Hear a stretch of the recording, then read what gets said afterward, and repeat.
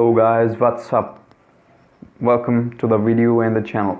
Hope you guys are having a wonderful blast of the day and the wonderful blast of the year 2019. Wishing you guys a very happy new year.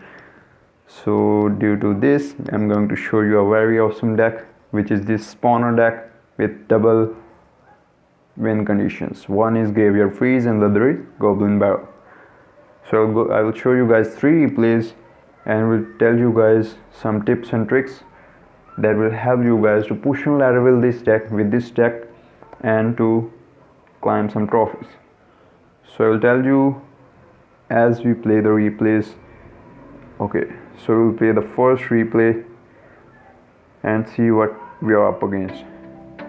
So we are up against another giant skeleton and a mega knight, so no problem. So first tip is to always deploy the spawners. If we have a spawner in the starting hand, it's the best starting hand we can ever have. Since he decides to go with a giant skeleton, we'll go with a skeleton of our own and at the same time support by the skeleton spawned from the spawner. Decides to go with a mega knight, no problem. At this point we can go with the execution, but decide to go with the furnace because our main aim with this deck should always be to deploy as many spawners as we can and then go on a counter push when we have an elixir advantage or elixir lead.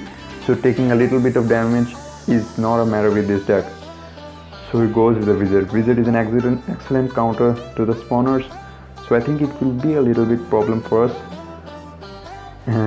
So it will be a problem because he aided that by dark prince or whatever that is. So we'll let that wizard be and we'll try to go with the graveyard and see what he does. So he played the late skeleton. At this point I was certain that he did not have any card in hand, so I went with the freeze and see the damage already. We are back in the game and back in the lead because of that push. One thing to remember always is to play that graveyard when you feel that the opponent does not have enough elixir or does not have effective counter against that graveyard. It will always let you guys to succeed.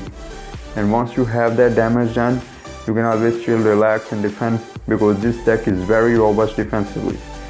As you guys can see, the defensive power, Mega Knight, no problem.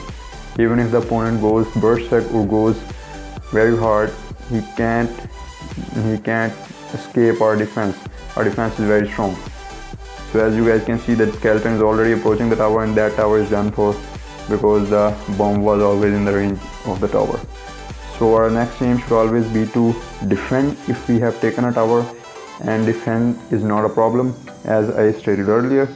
So you just have to stack those spawners again and again and again and try to block the incoming troops with the skeleton that you already have, and it will provide great value because once you have taken the lead and once the opponent is in a disadvantage and the time is running out, he will try his best to get your tower and will stack troops after and after, and that skeleton at that point played will provide you great value. So as you guys can see, he is trying his best to just escape our defense, but he can't. So that wizard is almost dying. We will again block this with our skeleton and you guys can see we already won the game.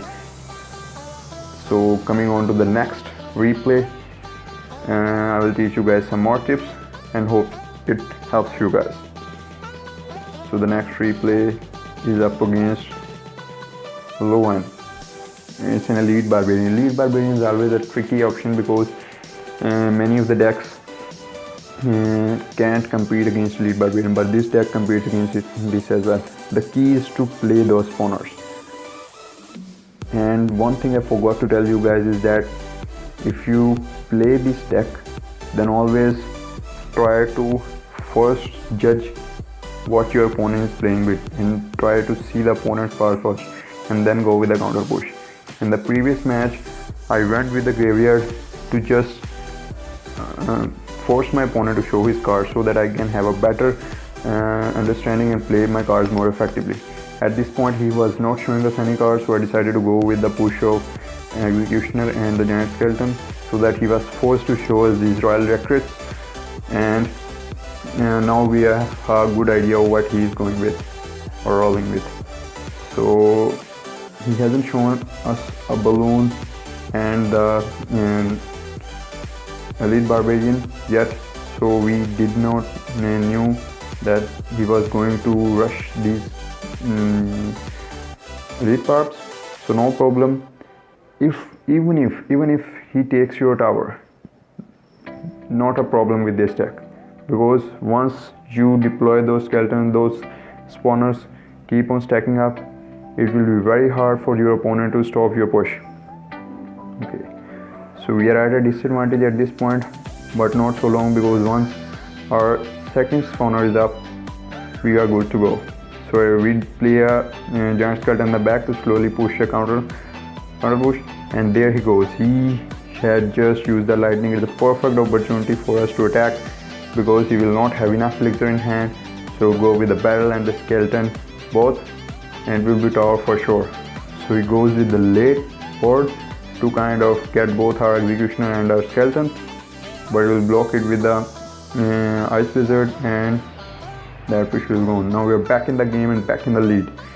So we'll use another goblin hunt, and I'll pause for a moment to tell you guys a very important thing. If you do not have a proper counter to a troop, you can always play two spawners to distract and hide that balloon or whatever thing that is coming.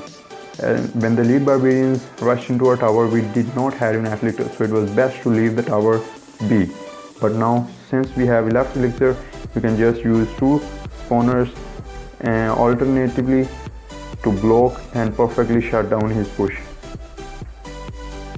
So as you guys can see, we perfectly blocked the balloon, although we did not have any direct counter to it. In this way you can always block these pushes you are unready. So at this point he decides to go with the royal recruit. Now this big push, always try to play the tropes in the middle, and that freeze comes also in handy if you are not ready and defensively. You cannot only use that freeze aggressively but also defensively. So he decides to play with another balloon, so we'll play another spawner.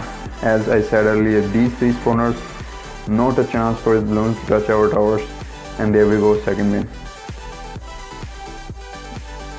Now I'll show you guys the third and the last replay, and this will be a 3 crown. So third replay, there it goes. This is again Lava Hound. Lava Hound is a very tricky, and most of the decks struggle against Lava Hound, but this deck has no problems at all against Lava Hound as well. So he plays the Lava Hound, Tombstone in the start. We'll just go with our foreigners to block that skeletons coming from the Tombstone. And I bet he's going to play the Lava Hound in the back. He plays, and that gives the opening to us, so we'll use our Goblin Hatch in the back. Perfect opportunity for us. Now we have to use the execution, because he definitely will aid that Lava Hound with the Mega Minion or something else. So he aids that with a Mega Minion, I think, yeah, Mega Minion. So we will just use execution. Since he had the lightning, use the lightning, but because of that annoying minions or goblins, whatever they was, I don't get the fucking names. So that lightning did not hit our executioner. Look at that, those skeletons, those goblins, they are just killing him. Okay, so now we have a elixir lead and a good push going on, so I decided to go with the graveyard and freeze, and that tower is done for. At the same time, the minions, goblin coming from our hut have already killed the baby dragon, so that's good. So that solo Mega Minion is coming our lane. Now we have to defend, because he will try his best to attack and to get our tower as well. So he decided not to, and he's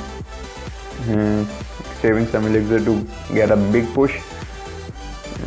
So he will, I think, play the Lava Hound in the back. There he goes, he plays the Lava Hound in the back. And since both the towers are locked onto the giant skeleton, it gives a perfect opportunity to us to play the barrel, and it will provide great value.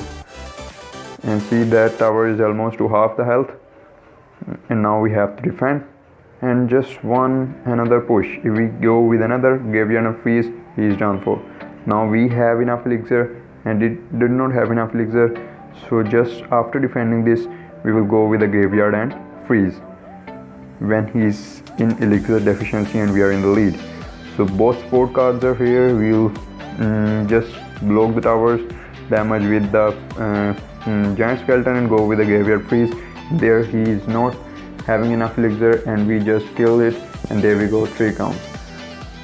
So there you go guys. I hope you get my point how to play this deck and how to outsmart your opponent. If you have any problems and queries playing this deck, just let me know in the comment section below. I will be more than happy to help you guys out. See you guys in the next video. Till then, Professor Pekka signing off.